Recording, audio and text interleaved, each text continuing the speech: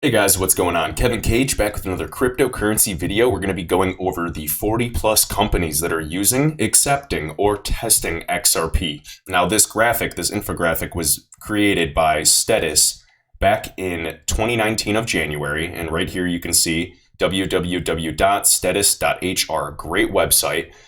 He creates some of the best infographics for the XRP community. He has it's not just a high level understanding, he does have an in-depth understanding of it. Highly recommend checking it out. It's not just some blogger or web designer that, is here to take advantage of us with clickbait.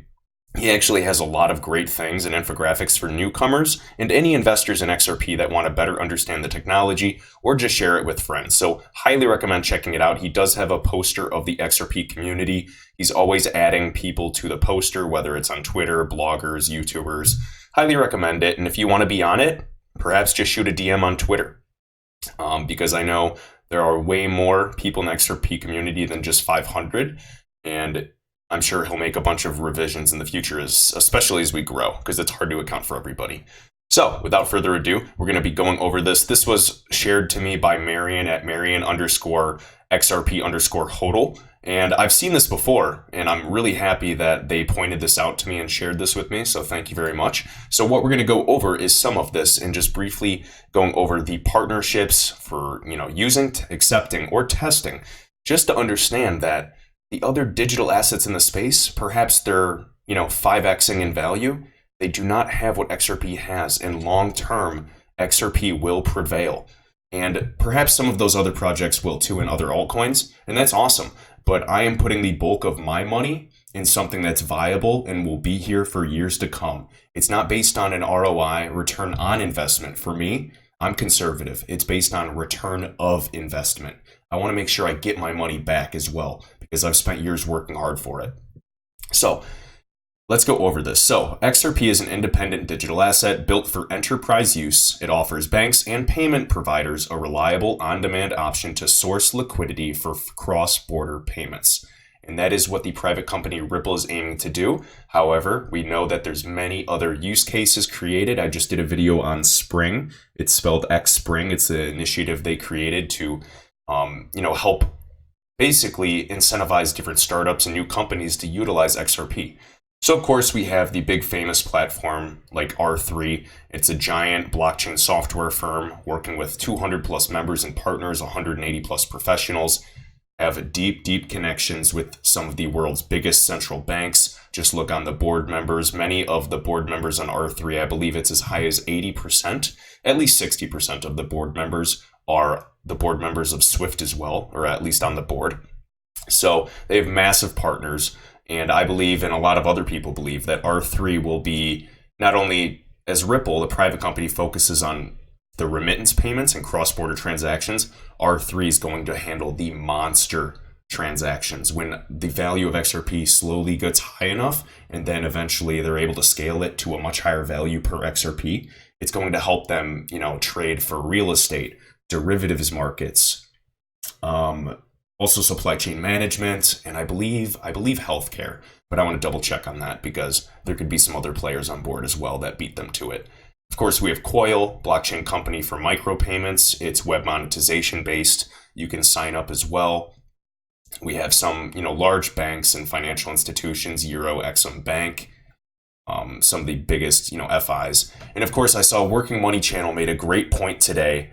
And I've seen it before in different videos, but the tier 1 banks might not love the utilization of XRP. And that's why they're going after the tier 2 and tier 3 banks, because it's almost like a monopoly. And XRP is aiming to democratize, level the playing field for all banks. So the fees and, not one single bank or central banks hold all the power. So of course the tier 1 banks are going to be reluctant to make that switch, but it doesn't really matter, because when you bring to a market a superior product that saves money, time, is more efficient, and works, and is immutable, along with being public, if you're on chain, of course, they're going to work, there's going to be a domino effect, and it is truly breakthrough technology. Of course, we have Omni. It's a renting company.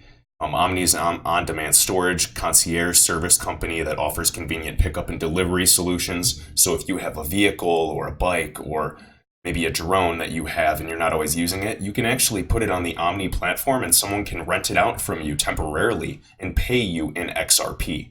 And personally, as the space develops, I'd rather be paid in XRP with different things as that appreciates. I am in the United States. The US dollar is susceptible to a lot of inflation, and I do not know what's going to happen with the economy in the next few years, especially during these giant wealth transfers as well. Of course, we got another FI catalyst. We have SendFriend, which is news, of course, with the money transfer groups and different payment service providers, 600 billion remittance market. I believe it's primarily working with the Philippine peso as a corridor with the fiat pair. So that's great because there's a huge market right there. Of course, Western Union has been known to be testing it. Look at this. In 2016, we have some of the biggest news with MoneyGram. Look at the number of employees that these guys have. Not that that necessarily matters, but it's showing the size and reputation of some of these companies that are, at the very least, testing XRP. And per this, we have using, accepting, or testing. And at the very bottom, Status, right here, here's his tip bot if you want to check him out. He has the website and sources. You can follow him on Twitter here, his website right here. And of course, he's, helps explain a little bit. So that is great news right there. Of course, Qualix, that was old news back when xRapid launched in fall of 2018. Time is flying by. Of course, Mercury FX as well. And you can go through and look each of these up. Another one that's interesting is Nexo. So crypto-backed loans, and it's the most advanced platform for instant crypto loans, and a blockchain company that provides its services in 40 plus fiat currencies in more than 200 jurisdictions. So we're going to be seeing all realms of financial technology, and XRP is being built around that. And I know a lot of other digital assets are too, and that's awesome. But in the world of financial technology, there's so many ways that you can help, solve a problem today. Instead of trying to say there's a problem and then fixing it, you have to find the pain points today, whether it's loan platforms, whether it's tracking credit and debits on a public ledger, whether it is, receiving interest or having products that you can be paid in XRP, or tipping, improving, financial speeds and replacing the legacy system altogether and improving payments, sourcing liquidity for these huge banks and payment providers. So it's just good to see. Of course, we got foreign exchange as well, micropayments, mobile retail. So mobile applications are going to be huge. Virtual reality, and I'm not necessarily sure if VR will be included with, XRP per se, but with Forte and that acquisition, they are working on getting in the gaming industry as well. So it's good to know that. We also have Arrington XRP Capital. For those of you that are aware, Michael Arrington, he was the American founder of TechCrunch, which was a very successful blog. I believe they're still together today in Silicon Valley, basically talking about different startup communities. And he was actually in different magazines like Wired and Forbes, and he was named one of the most powerful people in the internet in 2008, back in, on Time magazine, as one of the most influential people in the world as well. He's buddies with Brad Garlinghouse, the CEO of Ripple. Everybody's, close, and I know Ripple, the private company, is pretty tightly connected with these startups as well. And that is why Ripple, the company, is very powerful. Everyone thinks it's just a mere startup out west in California that was successful. But if you look at the ties that they have with the financial system, with the central banks, with their board members, they have the best of both worlds. They're not only a multi-billion-dollar startup, but they're also tightly connected with the legacy system today. They're handpicking people from Amazon, Apple, Facebook, you name it. You just go on the LinkedIn, as I always say. Of course, we got e-commerce platforms, nonprofits, travel, banks, and of course, these are some of the big banks belonging to the consortium led by R3. So R3 is trialing Ripple's native digital asset XRP to scale liquidity and reduce costs and inefficiencies of cross-border payments. And this was, October of 2016. So this is when it was based on the date that all of this was allowed. And again, I know that we know R3 announced that for their Corda Settler, their open sourced blockchain platform, will be utilizing XRP as the first settlement layer, and I will do a video shortly after this on that in more depth and detail, thanks to a Mr. Matthew Linney on Twitter. And of course, we got the xRapid, which will be sourcing XRP.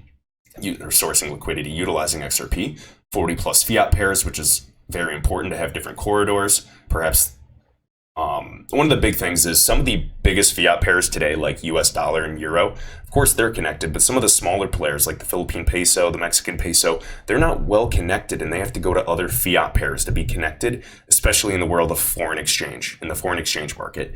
And what's happening is with xRapid or XRP, we can actually create those corridors so you don't have to go around, pay higher fees, have a high error rate, and wait on all of that. So we can connect these smaller players in these emerging markets in India, Southeast Asia, we have Africa. There's all kinds of opportunity and pain points that everyday people are facing, especially in the remittance market. So we have Bittrex for US dollar, Bitstamp for euro, Mexican peso, we have the Philippine peso, we have the Singapore dollar and the Japanese yen.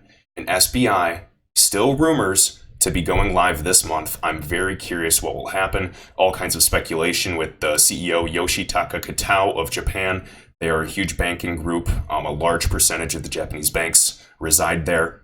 And he is very bullish on XRP. The company, I believe SBI Holdings, owns, and please correct me if I'm wrong, about 10% of the private company Ripple.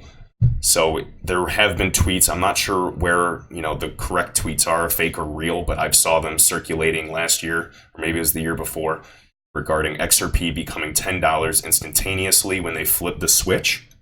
Now this could be fake, this could be hype, but long term with utility, that is where the value will come from. So guys, be sure to check his website out at stedas.hr. Highly recommend it. Very, very grateful for all of his graphics, his XRP tip bot. And if you want, go through this, click it. You can look at each partner, or at least show people this is what XRP is doing today.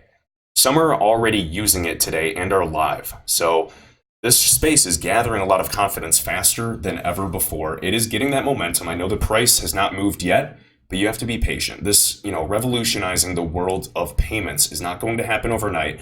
If you came here to get quick in a month, I recommend just selling, because you're going to be causing yourself anxiety. You're not going to be able to sleep well at night. It's not worth the investment. This is for people that have the patience, want their money to work for them, and see value long term in an emerging technology and are willing to risk it. So it's not for everybody. If you sell, that's fine. It's all about your own mental health. This is, not for everybody, and that's completely fine. Nobody is better than another person. But I just want to share this information because XRP is an emerging digital asset. I am very bullish on a few other altcoins, but I want more developments to come upon them before I really start highlighting them on this channel. Feel free to let me know what you guys want me to cover more of, and until next time.